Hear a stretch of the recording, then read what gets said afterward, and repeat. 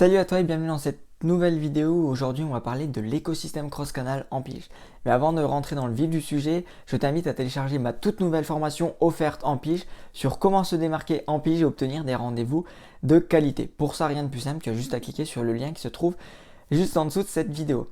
Alors si tu ne me connais pas, moi c'est Adrien, je suis le fondateur de Domine ton secteur, une entreprise qui a pour objectif de propulser la nouvelle ère de conseillers en immobilier. Donc on va maintenant pouvoir rentrer dans le vif du sujet.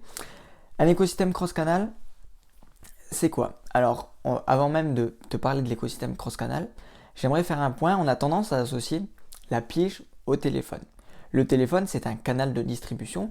Donc dans ce cas, si on associe la pige au téléphone, déjà pour moi c'est une erreur, puisque la pige n'est pas un canal de distribution, mais avant tout un prospect, mais on aura l'occasion d'en rediscuter.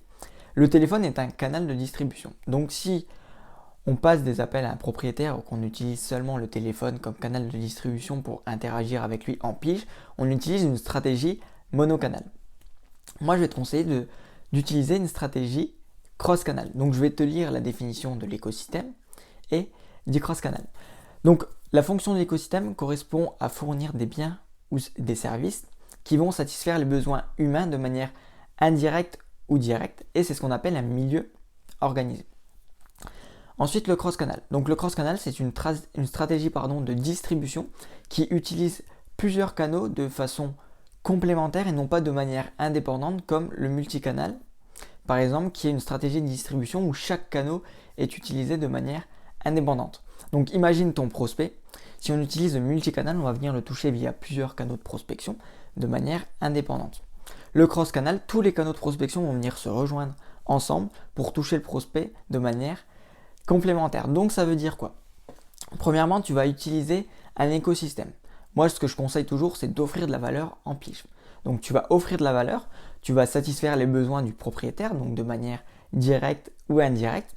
Et ça va être un milieu organisé puisque tu vas interagir avec lui selon une méthodologie de relance bien particulière. Ensuite, le cross-canal, eh bien, tout simplement, tu vas interagir avec ce propriétaire en utilisant plusieurs canaux de prospection. Et tous ces canaux de prospection vont venir être utilisés de manière complémentaire. Donc tu vas pouvoir offrir des conseils via du boitage, du SMS, tu vas pouvoir échanger avec lui au téléphone pour lever, identifier, solutionner ces problématiques. Donc voilà, tu vas pouvoir utiliser différents canaux de prospection.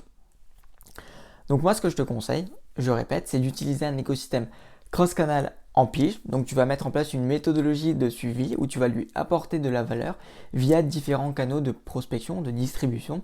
Donc tu vas pouvoir utiliser du téléphone, du SMS, du boitage, le digital. Tu vas pouvoir utiliser énormément de choses.